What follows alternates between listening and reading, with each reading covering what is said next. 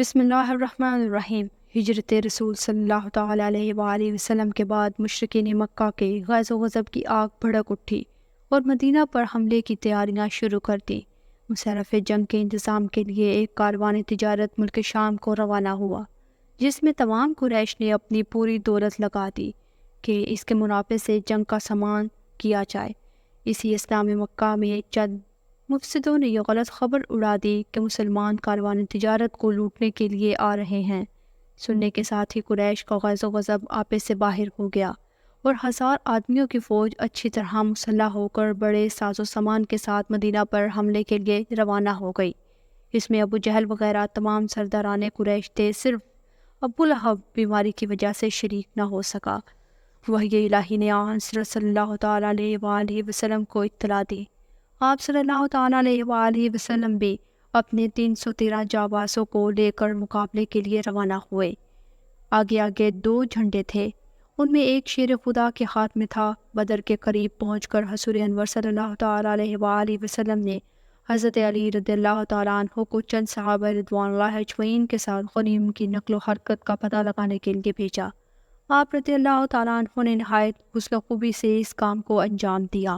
17ویں رمضان المبارک 2 ہجری کو میدان بدر میں کفر و اسلام کی پہلی جنگ ہوئی۔ لشکر قریش کا سپہ سالار عتبہ، جو امیر معاویہ کا نانا تھا، اپنے بھائی شیبہ اور اپنے بیٹے ولید کو لے کر سب سے پہلے میدان میں اترا۔ مقابلے کے لیے 3 انصار حضرت عبداللہ بن رواحہ، حضرت عوف اور حضرت معاذ رضوان اللہ اجمعین سامنے آئے۔ عتبہ نے نام پوچھا۔ جب معلوم ہوا کہ یہ انصار ہیں تو کہا، کھیتی باڑی کرنے والوں سے لڑنا ہماری شان کے خلاف ہے، اور پکار کر کہا، محمد صلی اللہ تعالیٰ علیہ وآلہ وسلم ہمارے جوڑ کے لوگوں کو بھیجو۔ حضور نبی کریم صلی اللہ تعالیٰ علیہ وآلہ وسلم نے انصار بزرگوں کو بلا لیا اور حضرت حمزہ، حضرت علی اور حضرت عبیدہ بن حارث بن عبد المطلب رضوان اللہ اجمعین کو مقابلے پر بھیجا۔ عتبہ حضرت حمزہ رضی اللہ تعالیٰ عنہ کے مقابل ہوا اور مارا گیا۔ ولید شیر خدا پر حملہ آور ہوا، مگر شمشیر حیدری نے واصل جہنم کیا۔ شیبہ نے حضرت عبیدہ پر حملہ کیا اور سخت زخمی کر دیا، لیکن شیر خدا نے جھپٹ کر اس کے 2 ٹکڑے کر دیے اور حضرت عبیدہ رضی اللہ تعالیٰ عنہ کو کاندھے پر اٹھا کر حضور نبی کریم صلی اللہ تعالیٰ علیہ وآلہ وسلم کی خدمت میں لائے۔ قریش کو اب کہاں تاب، غیظ میں آپے سے باہر ہو کر عام حملہ شروع کر دیا۔ مسلمان بھی نعرہ تکبیر لگاتے ہوئے درگاہ میں گھس گئے اور بڑے گھمسان کی لڑائی ہوئی۔ شیر خدا نے صفے کی صفیں الٹ دی۔ شمشیر حیدری اس شان سے چلتی تھی کہ اعدائے دین کترا کترا کے منتشر ہو جاتے تھے۔ جدھر اللہ کے شیر نے جھپٹ کر وار کیا، ادھر مطلع صاف، کسی میں دم نہ تھا کہ سامنے آتا۔ آپ رضی اللہ تعالیٰ عنہ اس سرے سے لے کر آخری سب تک چیرتے اور حملہ کرتے نکل جاتے، پھر وہاں سے باندازہ حیدری حضور انور صلی اللہ تعالیٰ علیہ وآلہ وسلم کی خدمت میں نگرانی کے لیے پہنچ جاتے۔ حضور نبی کریم صلی اللہ تعالیٰ علیہ وآلہ وسلم کی حفاظت کی خدمت انجام دے کر پھر اعدائے دین پر حملہ کرتے۔ یہ دونوں کام انجام دینا، حفاظت رسول کی نگرانی بھی اور فوج کفار پر حملہ بھی، حضرت علی رضی اللہ تعالیٰ عنہ کا بڑا ہی اہم کارنامہ ہے، جسے ابن سعد اور امام بہقی نے بھی روایت کیا ہے۔ غزوہ بدر میں شیر خدا کے ان عظیم ترین فاتحانہ کارنامے کی بنا پر ان کو فتوحات اسلامیہ کا بطال باب کہنا تاریخ اسلام کی ایک اہم حقیقت ہے۔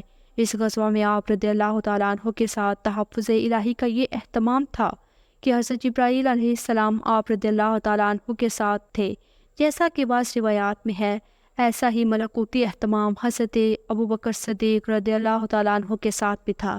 چنانچہ حضرت علی المرتضیٰ شیر خدا کا ارشاد ہے، غزوہ بدر میں مجھ سے اور ابوبکر رضی اللہ تعالیٰ عنہ سے ارشاد ہوا کہ تم دونوں میں سے ایک کے ساتھ جبرائیل علیہ السلام ہے اور دوسرے کے ساتھ میکائیل علیہ السلام۔ اور غزوات میں بھی حضرت علی رضی اللہ تعالیٰ عنہ کے ساتھ اس قسم کا ملکوتی معاملہ ہوتا رہا۔ چنانچہ آپ رضی اللہ تعالیٰ عنہ کی شہادت کے بعد سیدنا امام حسین علیہ السلام نے جو تاریخی خطبہ دیا، اس میں صراحت فرمائی ہے، لوگوں کل ان کا ارتحال ہوا جن سے اگلے لوگ آگے نہ بڑھ سکے اور پچھلے لوگ ان کے مقام تک نہ پہنچ سکیں گے۔ رسول اللہ صلی اللہ تعالیٰ علیہ وآلہ وسلم جب ان کو کسی مہم پر روانہ فرماتے تو انہی کو جھنڈا دیتے، پھر وہ بلا فتح کیے واپس نہ آتے۔ جبرائیل ان کے داہنے جانب اور میکائیل بائیں جانب، غزوہ بدر کے حیدری کارنامے سے حضرت علی رضی اللہ تعالیٰ عنہ کا سکہ بیٹھ گیا اور مشرکین مکہ کے دلوں میں ایسا رعب جم گیا کہ شاعران قریش آپ رضی اللہ تعالیٰ عنہ کے قتل کرنے کی پرجوش تحریک کرنے لگے اور اس سلسلے میں نہایت پرجوش اور حمیت آفری اشعار کہے۔ اسید بن عیاض کے اشعار اسد الغابہ وغیرہ میں درج ہیں، جن میں وہ قریش کی بہادروں اور نوجوانوں کو قومی یاد دلاتا ہے اور جوش ابھارتا ہے۔ ان میں سے چند اشعار کا مفہوم یہ ہے: فاطمہ بنت اسد بیٹے، حضرت علی رضی اللہ تعالیٰ عنہ کی والدہ ماجدہ کا نام فاطمہ بنت اسد ہے، نے تم لوگوں کو خط درجہ ذلت دی ہے، حالانکہ وہ ابھی نوخیز ہے۔ اس نے تمہاری قوم کو فنا کر دیا، اس نے کس بری طرح تم کو قتل کیا، تم لوگ اس کے وار سے بچ بچ کر بھاگتے تھے۔ یہ تم نے کیسی ذلیل حرکت کی، تمہارے واسطین قوم جن سے مشکلیں حل ہوتی تھی اور ان سے وادی بطحا کی زینت تھی، ان لوگوں کو اس نے فنا کر دیا، اس کی تلوار کی دھار نے کسی کو معاف نہیں کیا۔ شیران اسلام حضرت علی اور حضرت حمزہ رضوان اللہ اجمعین وغیرہ کی عدیم المثال بہادری نے 1000 کفار قریش کو شکست فاش دے دی۔ 70 صنادید قریش قتل ہوئے اور 70 گرفتار ہوئے۔ بے شمار مال غنیمت ہاتھ آیا، جس میں ایک تلوار، ایک سرہ اور ایک اونٹ حضرت علی شیخ خدا رضی اللہ تعالیٰ عنہ کے حصے میں آئے۔